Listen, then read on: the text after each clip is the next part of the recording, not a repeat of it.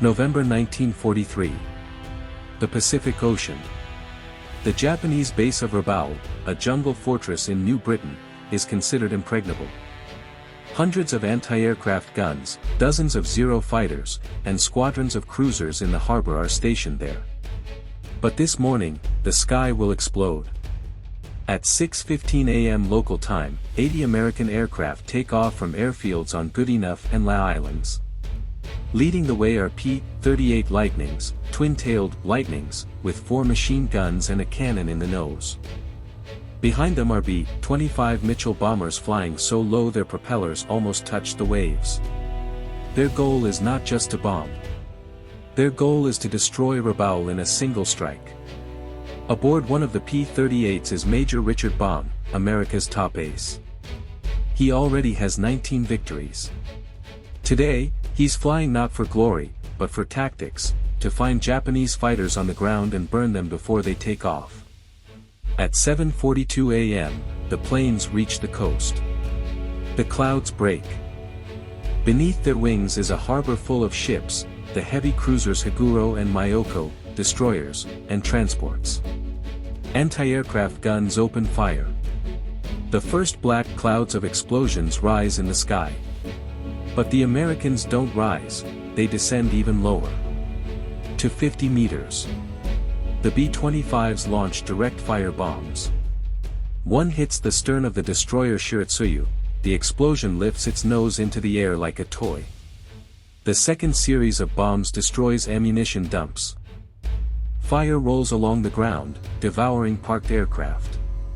But then the first Zero rises from the runway. Then the second. The third.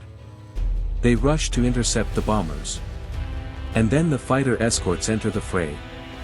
Bong makes a sharp turn, coming up on the Japanese aircraft's tail.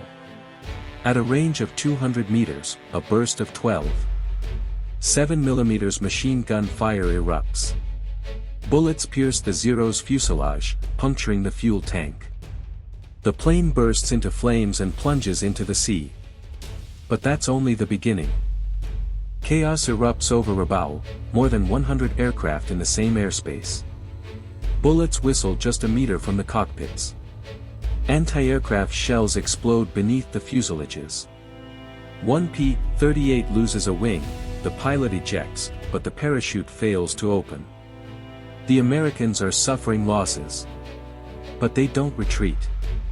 Because they know, if Rabaul isn't taken today, the war will last for years. And then the group commander gives the order, everyone, make a second pass. Lo! No mercy. The second approach begins not with thunder, but with silence. The B-25s descend even lower, to 20 meters. Their propellers kick up spray from the ocean surface. At this altitude, anti-aircraft guns are almost useless, the shells don't have time to explode. But the Japanese fighters are already in the air, more than a dozen of them now. Richard Bong sees 2 Zeros attacking the tail B-25. He abruptly backs off the control column and goes into a dive. Speed, 400 miles per hour. The wind howls through the cracks in the fuselage. The leading Japanese fighter is in his sights. At a range of 150 meters, a short burst of fire hits the engine. The Zero loses thrust, pitches up, and falls into the sea without exploding. But the second Zero is already turning toward Bong. At that moment, a third P-38, Lieutenant Thomas Lynch, breaks out of the clouds. He fires blindly, instinctively. His bullets miss Bong's cockpit by a meter and hit the Japanese fighter. The Zero explodes in midair. Shrapnel strikes the wings of both American fighters. Chaos reigns on the ground. The Japanese try to launch new aircraft, but the runway is reduced to craters. One Nakajima Ki-43 barely takes off before being shot down by friendly anti-aircraft fire, mistaking it for an enemy. The B-25s continue their bombing. One aircraft drops its bombs on an aviation fuel depot. The explosion is so powerful that the pilots feel the shock wave at an altitude of 500 meters. The fireball rises a kilometer into the air, engulfing the clouds. But the price is high. The fourth B-25 takes a direct hit in the right engine. The aircraft tilts, losing speed. The crew tries to reach the sea. In the final meters, there is a dull thud.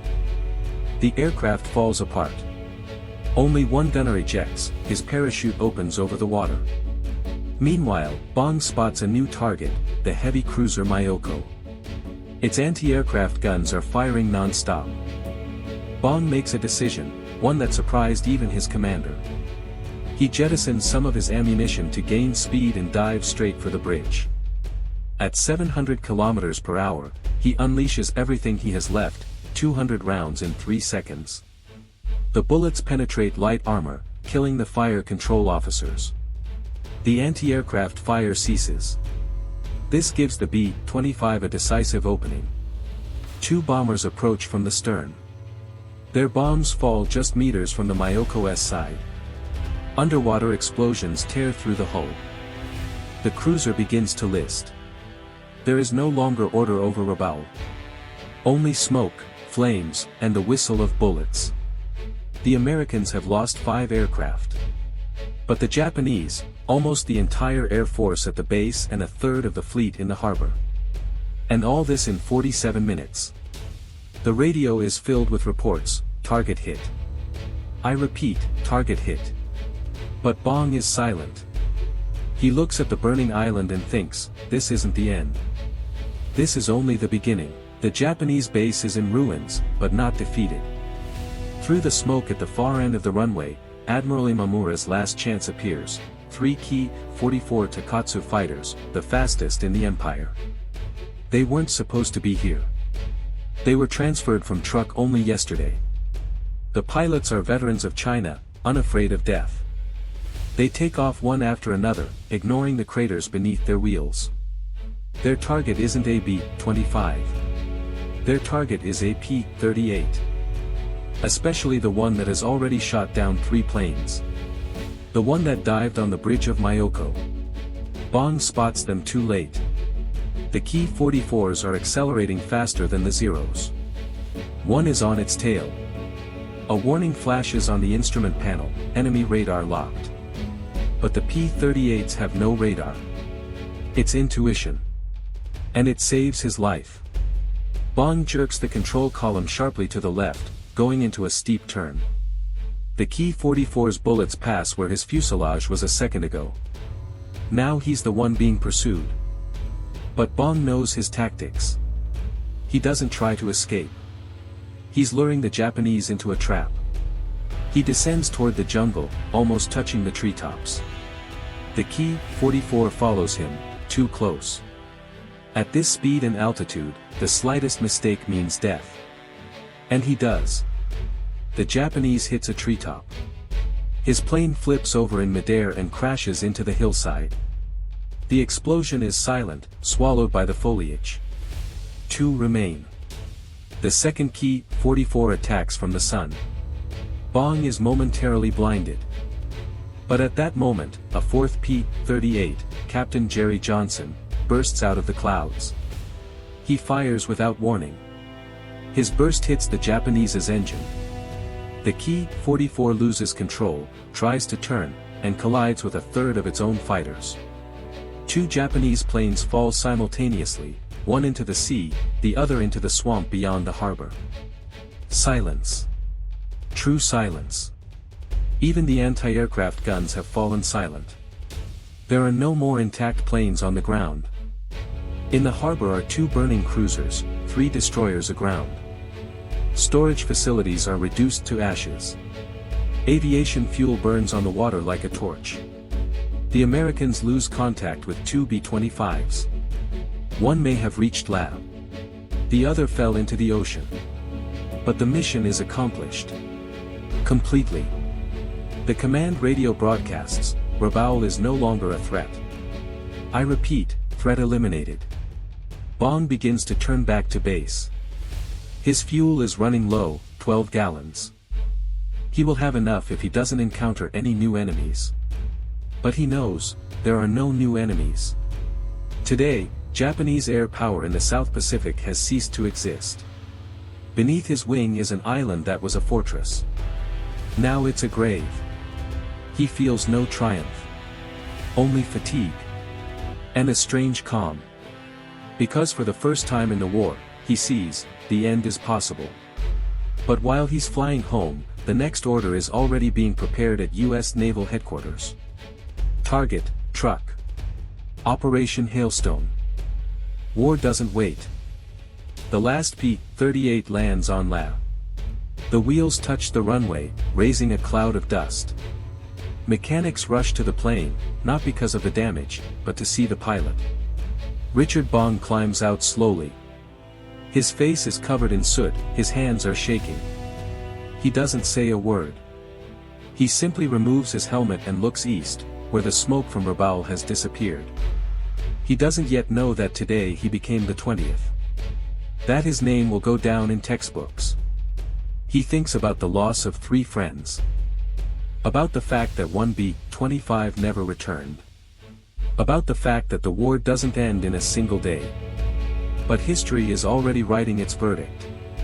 The operation over Rabaul on November 2, 1943, went down in the annals as one of the most daring air attacks of World War II. In 52 minutes, the Americans destroyed 178 Japanese aircraft, most of them on the ground. 6 ships, including the heavy cruisers Haguro and Myoko, were damaged or disabled. The base's anti-aircraft defenses were paralyzed.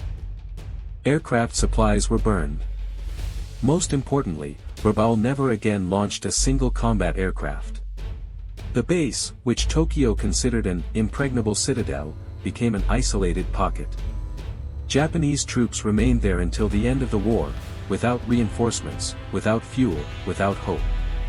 The strategic effect was immediate. The Allies gained freedom of action in the South Pacific.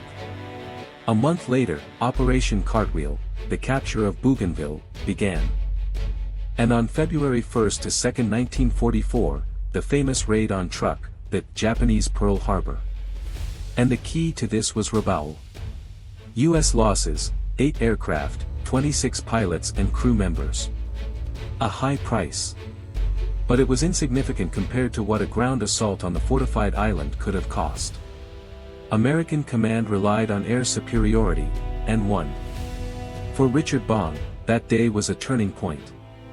He would continue flying. By the end of the war, he would have 40 victories to his credit, a U.S. record. But he would later say, the best fight is the one after which all your boys come home. Not a single one of those who flew over Rabaul returned in one piece. Not physically. Not mentally. Today, Rabaul is a quiet port in Papua New Guinea. The jungle has swallowed up the concrete pillboxes. The ships lie on the seabed, covered in coral. But every year, on November 2nd, veterans come to the memorial. They don't give speeches. They simply look at the sky. Because they know, that day, the sky did not belong to the gods.